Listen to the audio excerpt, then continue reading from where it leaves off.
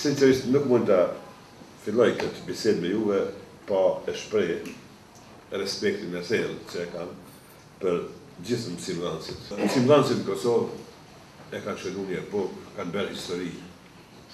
Kanë bërë histori, jo vetëm sidomos në vitet e 90-ta, por edhe përpara.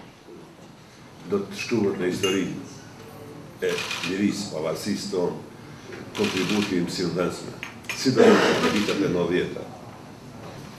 Po e dim rëndësinë, peshën e edukimit dhe është e vërtet, është fakt se është investu diçka në rëndësi. Janë ndetu shkollat reja, janë i paru shkollat.